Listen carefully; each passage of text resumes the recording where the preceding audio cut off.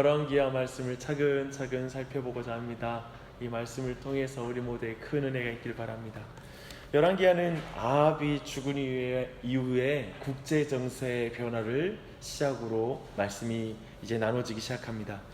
우리는 이스라엘 역사에서 가장 사악한 왕과 왕비, 사악한 그 커플이 아합과 이세벨이라는 것을 아마 잘 기억할 것입니다. 가장 사악한 커플로 기억되는 것은 참으로 비참한 일이죠. 가능하면 우리 커플이, 우리 가정이, 우리 부부가 하나님 앞에서 가장 아름다운 커플로 기억되는 게 좋을 텐데요.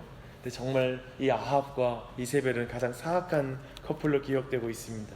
그런데요, 사실 이 아합은 정치적인 면에서는 굉장히 탁월한 왕이기도 했습니다.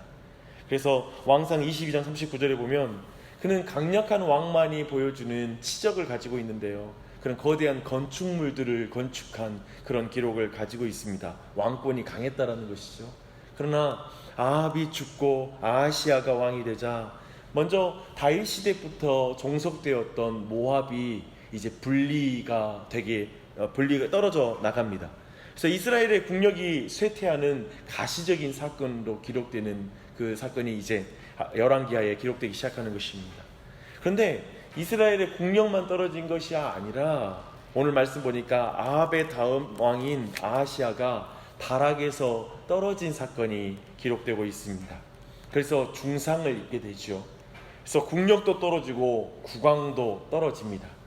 그래서 북이스라엘로서는 이런 모든 일이 단순한 일이 아님을 알고 하나님께로 돌이켜야 되는 그런 사건이기도 했습니다. 왜냐하면 지금 모압의 배반은 아합 왕가에 대한 하나님의 심판의 성격을 가진 그런 사건이었기 때문에 그렇습니다.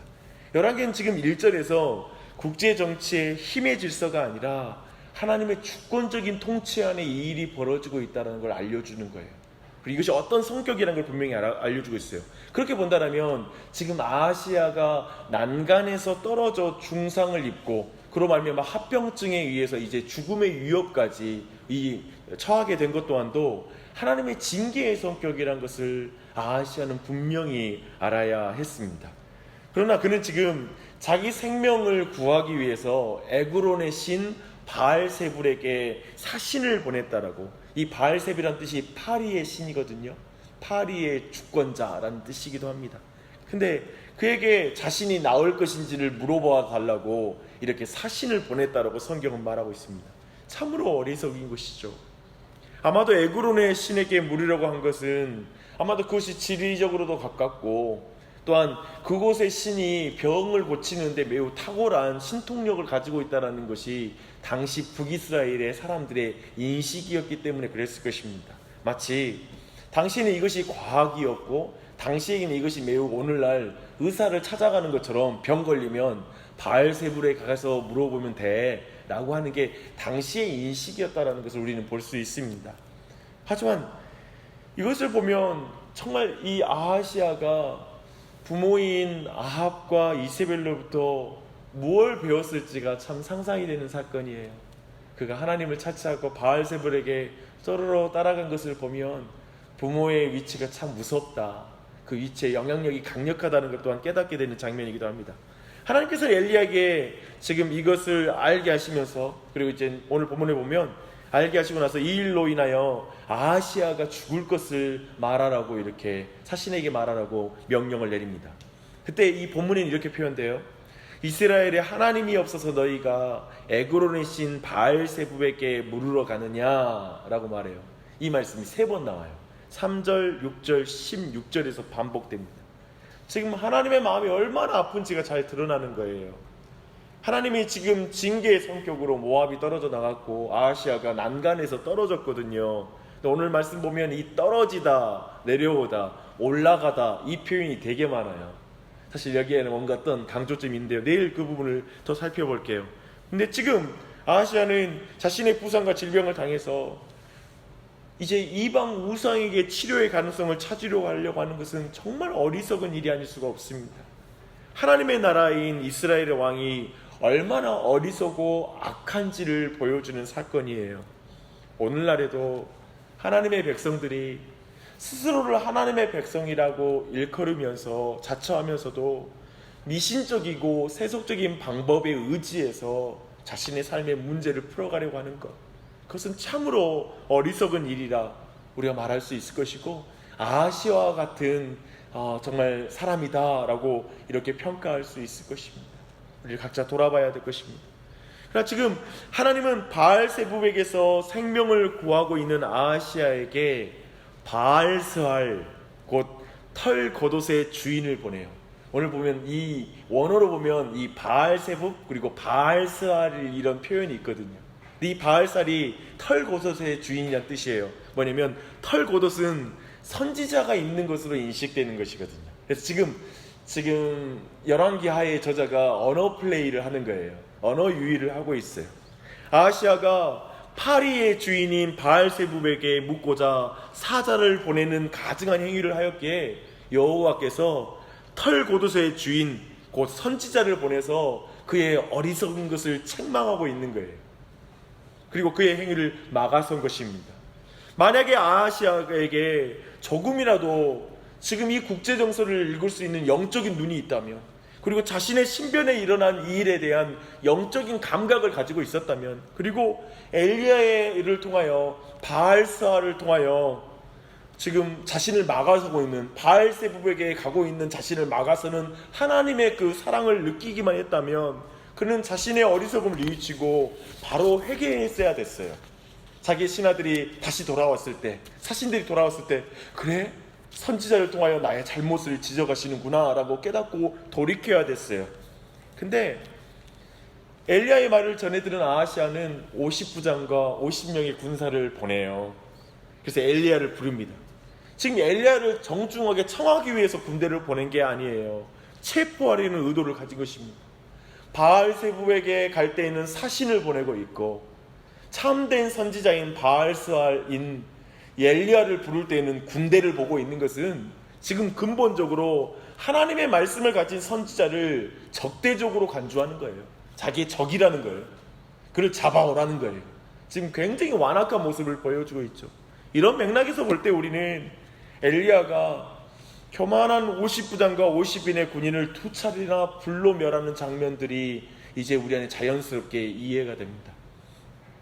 저는 사실 이 본문 볼 때마다 너무 잔인하다는 생각을 지울 수가 없었거든요. 어떻게 50명의 그 군대를 그냥 불살라버리는 장면이 너무 잔혹해 보이는 것이죠.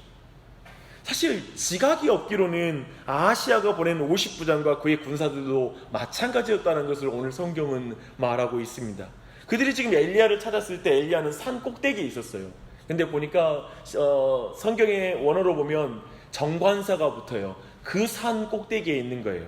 사실 그런 걸 볼 때 지금 아마도 이 장소는 이제 그 이전에 바알 선지자와 엘리야가 겨루었던 갈멜산의 꼭대기에 지금 엘리야가 있었다라고 이렇게 봅니다. 그런데 지금 50부장이 엘리야를 향해서 하나님의 사람이여 라고 이렇게 부른 다음에 내려오라 라고 왕의 명령을 전해요. 근데 거기서 주목해 볼 것은 왕이 말씀하시기를 내려오라 라고 이렇게 명령을 내리는 것이죠. 이것은 지금 50부장이 선지자들이 여호와께서 말씀하시기를 이라고 말하는 그 패턴을 그대로 따라하면서 비꼬는 거예요. 나는 여호와가 왕이 아니야. 지금 아하시아의 왕의 권위와 권세로 명하노니 하나님의 선지자 너 이리 내려와. 하나님의 선지자를 지금 내려오라 말하라고 지금 부리는 거예요. 근본적으로 지금 이 50부장과 그 50명의 군사들이 범하고 있는 죄는 교만함은 뭐냐면 하나님의 왕의 권세 아래에 지금 하나님의 선지자를 그 아래에 두는 거예요. 그리고 그것을 마음대로 부리려고 하는 식으로 생각하고 있다라는 거예요. 근본적으로는 50부장의 말은 하나님을 왕의 권세 아래에 두는 신성모독의 죄를 범하고 있는 것이죠. 그래서 이렇게 이해할 때 그들을 불로 심판하시는 하나님의 심판을 우리는 자연스럽게 이해할 수가 있습니다. 그래서 단순히 사람을 죽이는 사건이 아니라 명백한 메시지가 선포되는 심판이 이 50명의 군사와 50부장을 불로 심판하는 사건입니다. 엘리야의 말을 한번 주목해 보십시오. 10절 상이에요. 내가 만일 하나님의 사람이면 불이 하늘에서 내려와 너와 너의 50명을 살을지로다. 지금 엘리야의 말은 50부장의 말과 정확하게 대조를 이루는 말입니다. 50부장이 왕의 권위에 의지하여 엘리야에게 내려오라고 하는 반면에 엘리야는 자신이 하나님의 사람이다 라는 사실을 분명히 의지하여 하늘로부터 불이 내려와라고 명령하고 있는 것입니다. 지금 아하시아는 이 사건을 통해 전에 들었잖아요. 이 일을 전해 들은 아하시아는 분명히 기억해야 될 사건이 있어요. 과거 아버지 아합이 갈멜산에서 보았던 하늘에서 떨어졌던 그 불, 그것은 왕이 통제할 수 없는 하나님의 불이었거든요. 그리고 지금 자기가 불러내리려고 하는 사람은 그 불을 내렸던 가운데 쓰임받았던 엘리야잖아요. 그러면 이게 엘리야가 자신의 권위에 있는 게 아니라 하나님의 권위 아래에 있다는 걸 인정하고 겸손해져야 됐던 것이죠. 그러니 첫 번째 50부장과 군사들을 보내 심판을 당했으면 회개했어야 되죠. 바로 내가 잘못했구나. 그럼 두 번째 보내요. 그리고 세 번째 사람까지 보내요. 지금 얼마나 아하시아가 완악한 사람인지를 보여주는 거예요. 우리는 자칫 이 50부장과 그 군사들을 불사르는 장면에서 하나님의 잔혹함을 말할 수 있지만 사실은 이렇게 아하시아와 50부장과 50명의 군사들이 얼마나 완악한 존재인지를 드러내는 게 바로 여기 본문의 의미입니다. 사랑하는 여러분, 이제 말씀을 마무리하고 또 내일도 이 본문을 이어갈 거예요. 아하시아가 타락에서 떨어져 중상을 입은 것은 사실 은혜의 기회예요. 그는 엘리야나 미가야와 같은 하나님의 종들을 불러서 은혜를 구했어야 돼요. 왜냐하면 그들에게 선지자가 있었어요. 그러면 선지자에게 부탁을 해야죠. 왜 바알세불에게 가서 물어요? 이스라엘에 하나님이 없어요? 하나님이 계신데. 근데 저는 이 안타까운 장면이 우리의 인생에 있다는 걸 봐야 돼요. 우리에게 하나님이 있는데 하나님께 기도하러 오지 않을 수 있어요. 그냥 세상적인 방법과 세상에 다른 어디 점쟁이 찾아갈까? 마치 내 인생에 여러 가지 오늘 본문처럼 국제 정세도 이상해지고 자기도 떨어지고 하니까 자꾸 뭔가 내 인생이 떨어지는 것 같으니까 다시 올라가려고 붙잡으려고 뭔가 다른 것들을 붙잡는 게 인생이 아닙니까? 근데 그것을 지금 분명하게 지적하는 거예요. 그럼 회개함으로 하나님 앞에 나아가야 될 그 선택의 기회 앞에 섰을 때 철저히 하나님을 선택하지 않고 하나님께 회개할 기회를 주어도 회개하지 않는 것을 오늘 본문에서 우리는 확인할 수가 있습니다. 사랑하는 여러분, 우리 인생이 어때요? 혹시 떨어지고 있는 게 있으세요? 뭔가 이게 지금 조짐이 심상치 않는데 여러 가지 일들이 여러분의 인생에 겹쳐서 뭔가 하나님의 메시지가 있다고 생각하면서 이 자리에 혹시 오신 분 계십니까? 잘 오셨습니다. 주님을 의지하셔야 돼요. 주님을 붙잡아야 돼요. 인생의 고난은 주님을 붙잡기 위해서 하나님이 우리에게 허락하신 거예요. 주님께 나아가야 됩니다. 하나님께서 주시는 기회들을 알아차리고 빨리 돌이켜야 돼요. 하나님께로 돌이켜야 되는 줄 믿습니다. 그래서 아하시아의 죄는 자신의 미래사를 우상에게 물으는 것이었잖아요. 그래서 우리 또한도 다른 것에 묻는 것이 아니라 우리의 미래의 두려움과 앞으로 미래에 있을 일들 또한도 하나님의 손에 의탁드리고 하나님을 의지하고 나아가야 될 것입니다. 사랑하는 여러분, 그것이 바로 참된 하나님의 백성의 자리입니다. 특별히 여러분, 이 아침에 이 기도는 진정한 권세자가 누군지 알아볼 때 기도할 수 있는 거예요. 저 50부장과 50명의 군사가 진정한 권위자가 왕이라고 생각하잖아요. 아하시아라고 생각하잖아요. 그 어리석었죠. 참으로 어리석은 백성에서 아하시아와 함께 멸망하는 것이죠. 우리 또한도 이 세상이 말하는 권세자가 아니라 우리의 진정한 권세, 내 인생의 주인은 하나님밖에 없다. 하나님이 내 주인이시다. 진정한 권세자이다. 내가 붙들고는 주님밖에 없다. 라는 사실을 기억하며 이 아침에 기도했으면 좋겠습니다. 우리의 자녀들을 위해서 기도할 때에도 우리의 자녀들이 평생에 진정한 권세자를 믿게 해주시고 의지하게 하여 주시옵소서. 인생이 떨어지는 것 같은 순간에서도 이 아이들이 다른 걸 붙드는 게 아니라 하나님만 붙드는 아이가 되게 해주십시오. 그렇게 기도하는 이 아침이 되시길 바라고, 또한 교회를 위해서 기도할 때 교회가 여러 가지가 정체되는 것 같을 수도 있고 우리의 인생 속에서 뭔가 문제가 있을 수 있잖아요. 그때 다른 걸 쫓아가면 망하는 거예요. 오직 하나님만 의지하고 주님을 붙드는 교회가 될 수 있도록 또한 기도하는 이 아침이 되시길 바랍니다. 함께 기도하겠습니다. 하나님 아버지, 이 아침에 열왕기하 1장 1절로 12절 말씀을 통하여 하나님의 말씀을 듣게 하시니 감사합니다. 우리의 인생에 많은 것이 떨어지는 것 같은 순간, 여기저기에서 내 인생이 후퇴하고 있는 것 같고 발전하지 못하고 있는 것 같은 상황들, 도리어 뒤로 물러서고 있는 것 같은 상황 속에서 저희가 바알세붑에게 찾아가서 우리의 미래를 구하지 않기를 원합니다.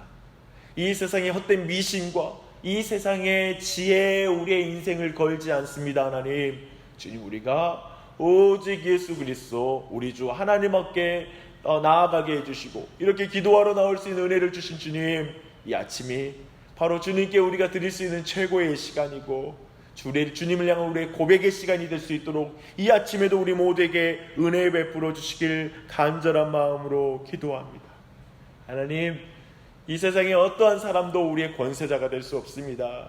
오직 우리 주 하나님만이 진정한 권위자이시며 우리가 의지할 분이신 줄 믿고 나아가는 이 아침이 되게 해주시고 한 사람 한 사람 기도할 때 그 기도를 들어주시고 주님을 만나는 이 아침이 될 수 있도록 은혜 베풀어 주시옵소서.